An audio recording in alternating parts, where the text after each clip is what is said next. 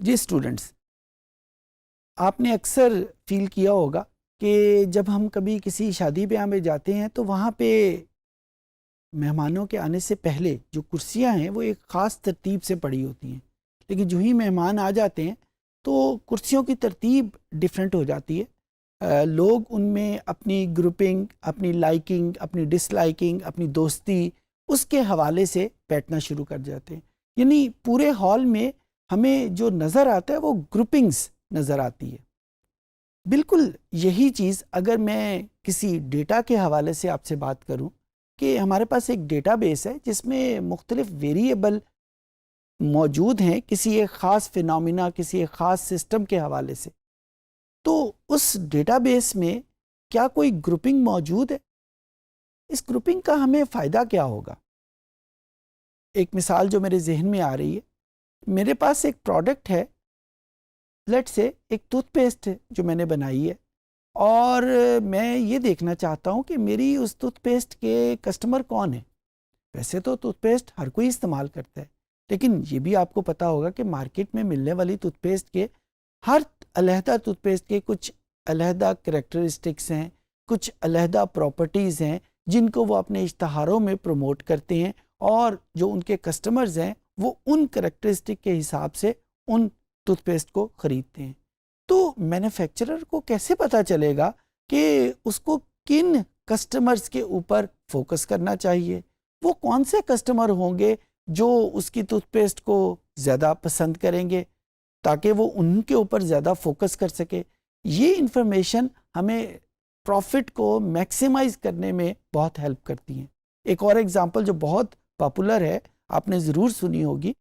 آج سے کچھ عرصہ پہلے جب یو فون نیا سٹارٹ ہوا تو اس وقت مارکیٹ میں موبائل آپریٹر اور بھی تھے. تو اب موبائل تو ہر بندے کے یوزیج میں ہے، تو یو فون نے سوچنا شروع کیا کہ وہ کن کسٹمرز کے اوپر زیادہ فوکس کرے. کسی انالیسس، کسی ریسرچ کے بعد اس کو پتا چلا کہ یہ جو ان تمام کسٹمر کی جن کی عمریں 15 سال سے لے کر 35 سال کے درمیان میں ہیں، چاہے وہ میل ہیں چاہے وہ فیمیل ہیں، عام طور کے اوپر وہ اسٹوڈنٹس ہیں، وہ سیکشن ایسا ہے کہ جس میں ان کا موبائل زیادہ بہتر طریقے سے چل سکے گا. ان کے موبائل کی سروسز، جو پروڈکٹ انہوں نے ڈیولپ کیے ہیں کہ کال کا ریٹ کیا ہوگا، ایس ایم ایس کا ریٹ کیا ہوگا وغیرہ وغیرہ، وہ زیادہ بہتر طریقے سے چل سکیں گی. اور آج ہمیں پتا ہے کہ یو فون ایک بڑا سکسیسفل آپریٹر کے طور پہ مارکیٹ میں موجود ہے. کیا انالیسس انہوں نے کیا؟ جب ہم ڈیٹا انالیٹکس میں جاتے ہیں تو اس انالیسس کو ہم کلسٹر انالیسس کہتے ہیں. اس پرٹیکولر سیشن میں ہم دیکھیں گے کہ ہم آر کی مدد سے کلسٹر انالیسس کیسے کرتے ہیں. یہ کوڈ ہمیں ڈیولپ کرنا پڑے گا، اور اس کا کوڈ ذرا باقی کوڈز کی نسبت ایکسٹینسو ہے، آپ کو توجہ زیادہ چاہیے ہوگی.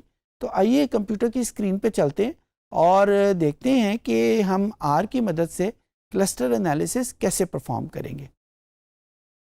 بیشتر اس کے کہ ہم کوڈ شروع کر سکیں، یہ ایک تصویر آپ کو نظر آ رہی ہے، اس میں کچھ ڈیٹا پوائنٹس ہیں، میں نے ان کو گراف کر لیا ہے، اور آپ دیکھ رہے ہیں کہ ڈیٹا پوائنٹس کو میں نے مختلف کلرز میں آئیڈینٹیفائی کر دیا. اچھا، ان کلر کی وجہ سے ہمیں بڑا ویزیبل نظر آ رہا ہے کہ اس ڈیٹا سیٹ میں 3 گروپ تو بڑے ویزیبل ہیں. One is green, the other is blue, and the third one is red. اچھا، ریڈ اور بلو کے درمیان میں ڈسٹینس ہمیں بہت کم نظر آ رہا ہے، جبکہ گرین جو ہے وہ کمپلیٹلی ڈی مارکیٹڈ ہے. اچھا، جب ڈسٹینس کم ہے 2 گروپس میں تو ہمیں ان کو آئیڈینٹیفائی کرنا ریلیٹیولی مشکل ہو جاتا ہے. ہمیں یہ نہیں پتہ چلتا کہ ایک گروپ کہاں پہ ختم ہو رہا ہے اور دوسرا گروپ کہاں پہ شروع ہو رہا ہے، یا اس کو یوں کہوں کہ کچھ ممبر ایک گروپ کے دوسرے گروپ میں بھی موجود ہے. یہاں پہ تو میں نے کلر سے اس کو ڈسٹنگوش کر دیا ہے، لیکن جب ہمیں ڈیٹا سیٹ موجود ہوتا ہے گراف کے اوپر تو وہاں پہ تو سارے ڈیٹا پوائنٹس ایک ہی کلر کے ہوتے ہیں. تو ڈسٹینس بہت میٹر کر رہا ہوتا ہے کہ کون سا گروپ آپس میں کمپلیٹلی ڈیمارکیٹڈ ہے, کمپلیٹلی فار اوے ہے, اور کون سا ایک دوسرے کے ساتھ مش میش ہوا ہے. اچھا, اسی چیز کو جب ہم ٹیکنیکل زبان میں کہتے ہیں تو ایک اسپیشل گراف ہمارے سامنے آتا ہے. اس گراف کو ہم ڈینڈوگرام کہتے ہیں. یہ ڈینڈوگرام آپ کے سامنے موجود ہے. اس میں وہی جو ڈسٹینسز ہیں وہ بارز کی صورت میں آپ کے سامنے ہیں. آپ یہ دیکھیں, یہ ڈینڈوگرام جو ہے وہ اگر ہم اس کو ٹاپ سے پڑھنا شروع کریں تو ٹاپ میں میرے پاس ایک اور یہ دو لائنیں موجود ہیں. ان لائنوں کو ہم ٹیکنیکل زبان میں گروپس کہتے ہیں. تو دو کلسٹر یا دو گروپس میرے پاس بنے ہوئے ہیں.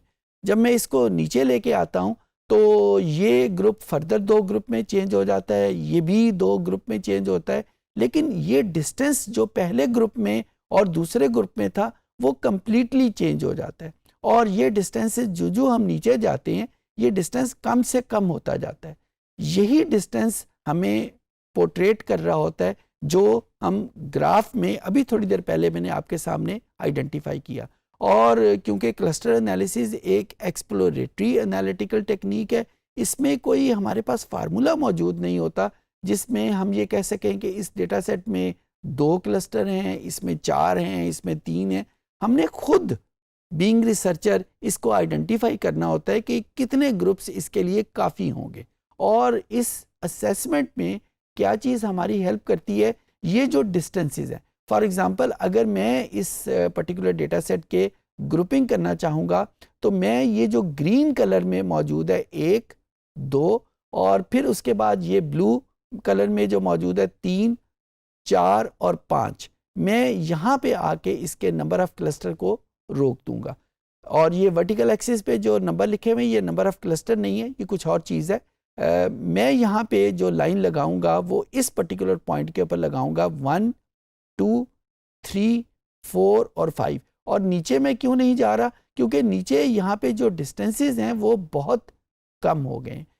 لیکن اگر آپ بینگ ریسرچر چاہیں کہ یہ مزید کلسٹر بھی بننے چاہیے تو نیچے آپ جا سکتے ہیں, کیونکہ یہ ایک ایکسپلوریٹری ٹیکنیک ہے, اس میں کوئی فائنل آنسر نہیں ہوتا. جو چیز ہمارے کام آتی ہے کہ اگر ہم بہت کم کلسٹر بنائیں گے تو ہمیں زیادہ انفارمیشن نہیں مل سکے گی, اور اگر ہم بہت زیادہ کلسٹر بنا دیے, لائک اگر ہمارے پاس ٹوٹل ڈیٹا پوائنٹ 100 تھے اور 100 کے 100 کلسٹر بنا دیے تو وہ کوئی زیادہ انفارمیٹیو ہمارے پاس رہے گا نہیں. تو کلسٹر بہت کم بھی نہیں ہونے چاہیے اور کلسٹر بہت زیادہ بھی نہیں ہونے چاہیے. کتنے ہونے چاہیے یہ اس کا فیصلہ یا تو یہ ڈینڈوگرام کرتی ہے اور یا پھر ہماری اپنی اسیسمنٹ کرتی ہے. آئیے ہم اس پہ دیکھتے ہیں کہ آر ہمیں کیسے ہیلپ کرتا ہے اس پرٹیکولر ڈینڈوگرام کو بنانے میں, کیونکہ جو رزلٹ آتا ہے وہ اسی ڈینڈوگرام کی فارم میں آتا ہے. یہ میرے پاس آر اسٹوڈیوز ہے, اس میں کلسٹر انالیسز پرفارم کرنے کی کوشش کرتا ہوں. جو 2 لائبریریز کی مجھے ضرورت پڑے گی ان کو میں آن کر لیتا ہوں. ایک لائبریری اس میں میرے پاس موجود ہے اسٹیٹس کے نام کی, تو میں کنفرم کر لیتا ہوں کہ اسٹیٹس کے نام کی لائبریری موجود ہے یا نہیں. یہ STATS اسٹیٹس, کیونکہ یہاں پہ نیچے مجھے نظر نہیں آ رہا ہے تو اس کا مطلب ہے کہ یہ لائبریری میرے پاس پہلے سے موجود ہے. دوسری لائبریری جو مجھے چاہیے ہوگی وہ یہاں پہ FACTOEX, یہ جو نیچے لکھی ہوئی بھی آ گئی ہے فیکٹرو ایکسٹرا, یہ لائبریری مجھے چاہیے ہوگی. اور کیونکہ یہ نیچے لکھی ہوئی ہے تو اس کا مطلب ہے کہ یہ لائبریری میرے کمپیوٹر میں اس وقت موجود نہیں تھی, تو میں اس کو انسٹال کر لوں گا. Depending on the speed of your internet یہ انسٹال ہو جائے گی, اور جب انسٹالیشن کے بعد ہم اس کو پھر یوز کر سکیں گے. اس کے بعد ہم یہاں پہ جو ڈیٹا سیٹ یوز کریں گے اس کا نام ہے US arrests. یہ یہاں پہ لکھا ہوا بھی آ گیا نیچے. اس ڈیٹا سیٹ کو ہم نے یوز کیا. یہ ڈیٹا سیٹ ہمیں بیسیکلی بتا رہا ہے کہ جو USA میں جو ڈفرینٹ کرائمز ہوتے ہیں وہ کیا کیا ہیں اور ان کی ڈسٹنکشن کیا ہے. یہ دیکھیں, یہ اس میں 4 ویریبل ہے, ایک مرڈر کے نام کا, ایک اسالٹ کے نام کا, پھر اس کے بعد اربن گروپ، اور یہ مختلف سٹیٹس کے حساب سے یہ ڈیٹا اکٹھا کیا ہوا ہے، اور میں ان کو گروپس میں کنورٹ کرنا چاہتا ہوں کہ کس طریقے سے ان پراپرٹیز کو یوز کرتے ہوئے یہ سٹیٹس آپس میں گروپ کرتی ہیں۔ اس کو گروپ کرنے کے لیے سب سے پہلے میں اس ڈیٹا سیٹ میں دیکھوں گا کہ کوئی مسنگ آبزرویشن تو نہیں، تو اگر مسنگ آبزرویشن ہے تو میں اس کو اومٹ کروا لوں گا۔ اس کے لیے جو کمانڈ یہاں پہ یوز کریں گے NA.OMIT omit۔ اگر آپ اس کمانڈ کو غور سے دیکھیں تو اوریجنل ڈیٹا سیٹ جو ڈی میں موجود تھا، اگر اس میں کوئی NA یعنی ناٹ اویلیبل کی کمانڈ موجود تھی، کوئی ویلیو موجود تھی، تو یہ اس کو اومٹ کرے گا اور اومیٹڈ ڈیٹے کو دوبارہ ڈی میں سٹور کر دے گا۔ یہ کمانڈ ہو گئی۔ پھر اس کے بعد میں اس کو اسکیل کروں گا۔ اسکیل کرنے کا مطلب یہ ہے کہ اگر اس میں کوئی ان یوزول ویلیو یا آؤٹ لائر موجود ہے تو اس آؤٹ لائر کو بھی آٹومیٹیکلی ختم کر دے۔